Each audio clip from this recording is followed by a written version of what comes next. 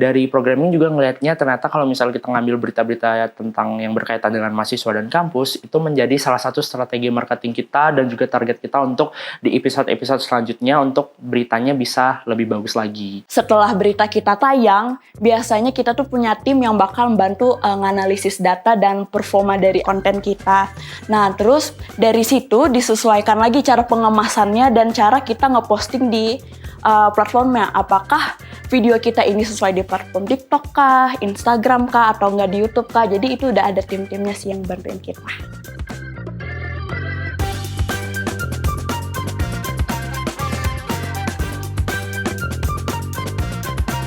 Marketing itu susah banget. Bukan hanya sekedar bikin konten doang gitu. Kalau asal buat, pakai AI aja udah bisa.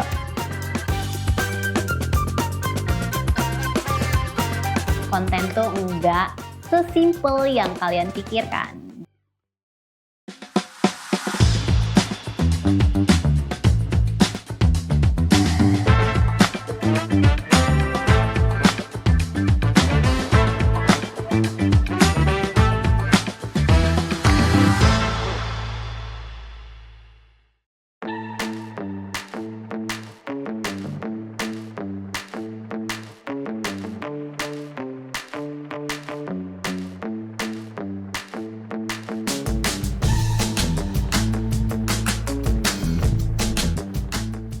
Oke, halo, aku Wulandari, aku dari Departemen Marketing dan Program B-Side.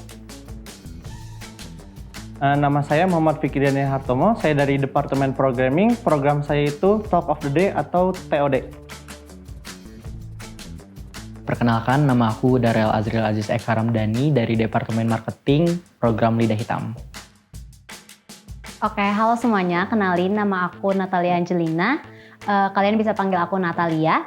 Aku dari Departemen Programming dan saat ini aku sedang di program Pulang.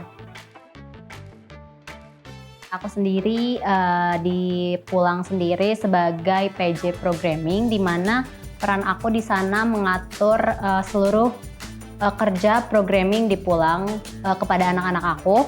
Misalnya kayak timeline, siapa aja yang harus ngepost, hari-harinya, jadwalnya, terus siapa bagiannya bikin mock-up atau siapa bagiannya bikin caption.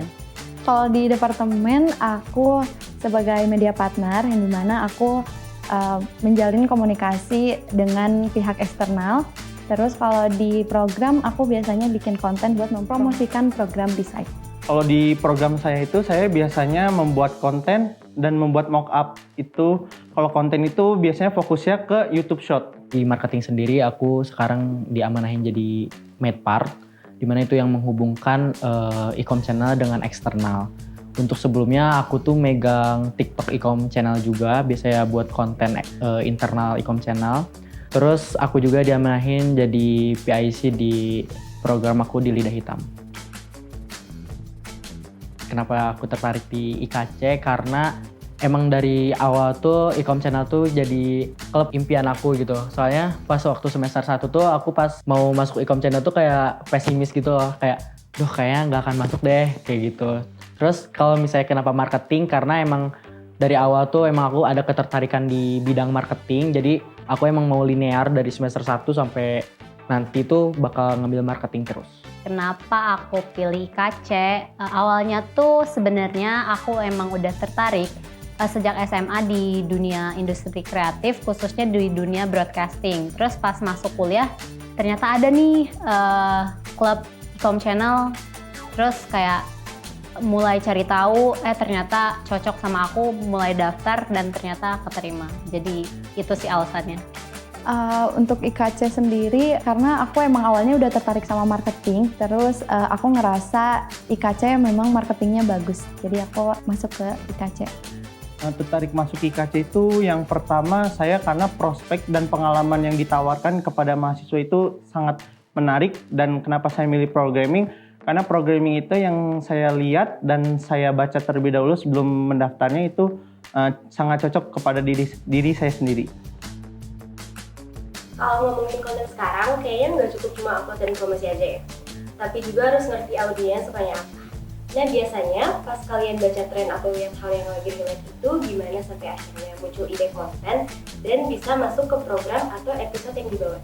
Untuk ide konten sebenarnya mungkin agak tricky ya, soalnya konten tuh cepet banget berubahnya, tren tuh tiap harinya kadang bisa berubah. Biasanya saya itu sering mencari-cari lewat TikTok yang sering saya tonton ataupun teman-teman programming yang lainnya. Kalau biasanya aku ngobrolin dulu sih sama anak-anak marketing yang lain, terus kita brainstorming juga gimana caranya biar konten tersebut tuh masuk sama program kita. Kira-kira konten ini tuh bisa nggak disambungin ke program kita gitu, apakah cocok atau enggak gitu. Maka dari itu mungkin cara menanganinya tuh kita harus tahu program kita tuh sebenarnya tujuannya kemana, terus konsep program kita tuh gimana biar kita tahu kemana arah konten kita mau dibuat. Dan itu kita menyesuaikan setiap program ya, nggak mungkin kan kalau misalnya konten keluarga kita pakai di Ramadan.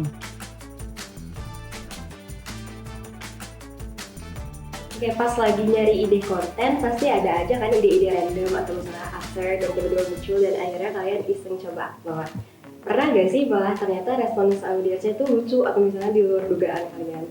Terus konten yang mana dan gimana proses membuat konten itu? Ada itu konten program Ramadan. Itu kita awalnya mencari-cari terlebih dahulu karena kita belum nemu referensinya.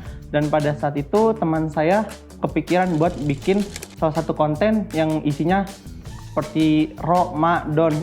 O-nya diganti A jadi apa? Akhirnya kita realisasikan dan itu terrelasikan beberapa sama host ataupun sama kru-kru yang lainnya. Itu sebenarnya ada banget, khususnya di konten short episode 2 kalau nggak salah. Jadi itu tuh sebenarnya kita tuh udah ada kan mau buat apa besok tuh. Tetapi setelah dipikir-pikir lagi, kita diskusi lagi, kita kayaknya harus buat cadangan, siapa tahu tren ini yang kita lagi rencanain ke depannya nggak sesuai dengan yang sedang terjadi kan trennya. Terus kita coba buat diskusi, terus kita eksekusi, ternyata setelah jadi, setelah diedit, setelah diupload, ternyata viewersnya cukup banyak di antara konten yang lain dan komennya juga cukup banyak.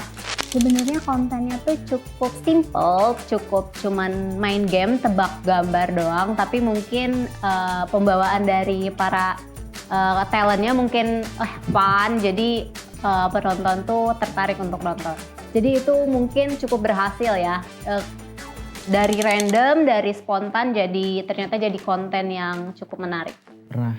Soalnya kan itu konten kayak gak niat gitu ya. Soalnya kan gak ada persiapan sebelumnya, emang gak ada rencana buat konten itu. Terus tiba-tiba buat gitu pas hari hanya. Contoh kontennya tuh konten HUT IKC yang tren Beauty and the Beast Justin Bieber. Itu tuh sebenarnya kontennya tuh emang kita gak pernah ngerencanain dari awal dan itu kepikirannya tuh pas di tempatnya gitu, kayak spontan aja gitu. Karena aku ada bikin konten waktu itu tuh di Reels yang sambung kata. Nah itu benar-benar gak ada di brief, kita gak bikin brief, kita langsung bikin aja secara spontan dan ternyata respon audiensnya seru, rame gitu.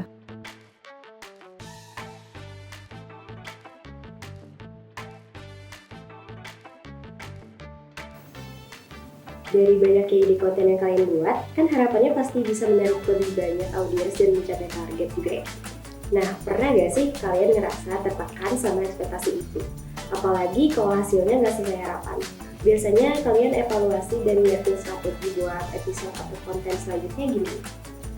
Jujur aku pernah banget sih, karena kayak kontennya itu gak naik, kayak bener-bener di bawah banget viewersnya. Tentu aja tekanan pasti ada, ekspektasi pasti ada. Tapi aku di sana gak dijadiin itu sebagai hambatan, jadi aku malah jadiin itu motivasi supaya kedepannya bisa bikin strategi yang lebih bagus. Tentunya aja kita sebagai programming pengen konten kita tuh viral atau banyak penontonnya, banyak likes-nya. Karena itu tujuan dari kita sendiri buat konten itu. Menurut aku itu bukan tekanan, tapi itu tuh kayak challenge buat aku atau tantangan buat aku gimana caranya agar ngebuat konten tuh ya viral gitu, lebih dikenal sama halayak gitu. Karena itu emang tugas dari marketing gitu loh. kayak ngemasarin suatu konten gitu. Biasanya kalau sesuatu hal yang nggak sesuai ekspektasi, pasti kita cari kesalahan kita di mana dan apa yang harus diperbaiki dan apa perkembangan nanti untuk episode selanjutnya. Biasanya setiap episode tuh kita ada evaluasi buat konten, misalnya konten yang nggak viral, kenapa, kita cari tahu gitu.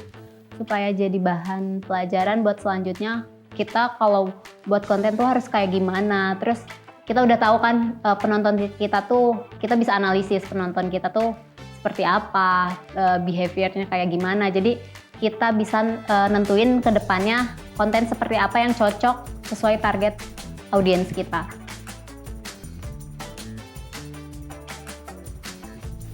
Bukannya anak marketing sama programming gampang ya, tinggal konten doang? Wow, gampang ya. Gampang nggak ya? Enggak dong. Kan kita tuh nggak cuman bikin konten, dan konten pun kita nggak cuman asal buat. Kalau asal buat pakai AI aja udah bisa. Kalau misalnya di e-com channel sendiri, marketing tuh banyak banget tugasnya. Jadi bukan hanya soal pemasaran doang, buat konten doang. Tidak semudah itu ya teman-teman, marketing itu susah banget. Kita harus bikin brief konten, terus kita juga harus nyari referensi, kemudian kita juga harus ngedit, bikin caption. Banyak lah, pokoknya marketing tuh bukan hanya sekedar bikin konten doang gitu. Tapi sebenarnya di balik layarnya tuh prosesnya panjang banget. Kita harus pilih konten, terus kita tuh tujuan konten itu mau kemana, terus apakah konten ini bisa diterima oleh audiens kita. Jadi sebenarnya guys, konten tuh enggak sesimpel yang kalian pikirkan.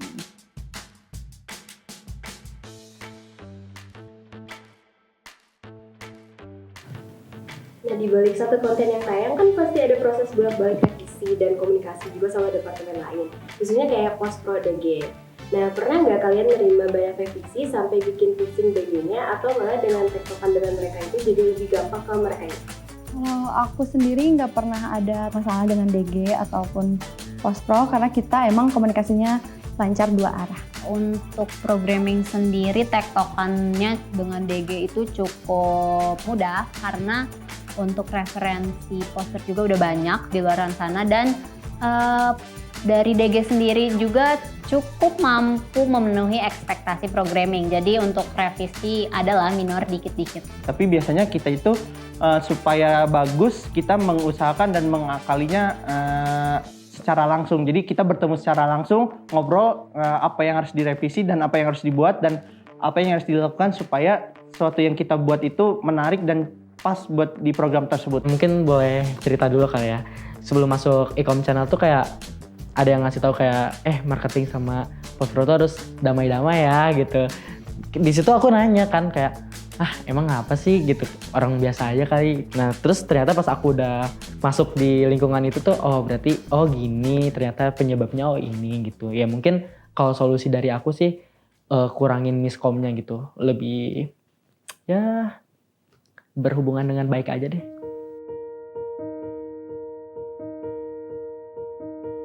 Setelah ngalamin dan ngelihat langsung proses panjang di balik sebuah program, menurut kalian gimana peran semua departemen saling terhubung sampai akhirnya program itu bisa sampai ke audiens?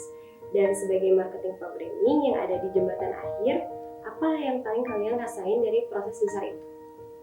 Yang paling kita sangat rasain itu di saat apa yang kita buat itu nggak sesuai dengan ekspektasi kita. Karena syuting sendiri, tapping sendiri nggak berjalan mulus. Kadang kita rencananya kayak gini, ternyata pas di lapangannya beda.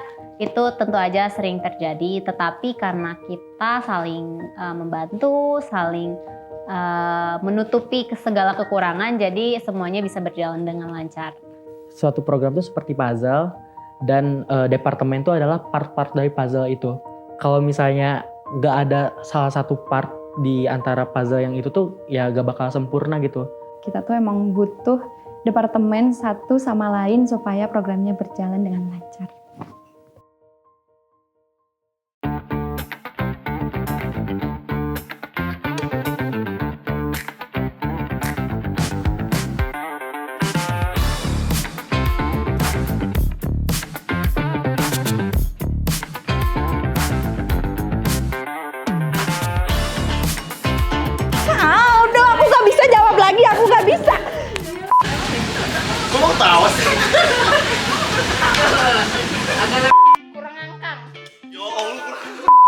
Aduh.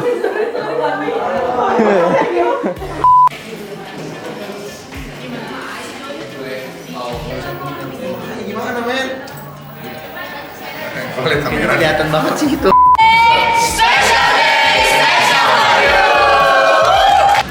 Shock ya? Takut. Jangan bahagia, jangan bahagia. Itu bahagia ya? Iya, itu bahagia.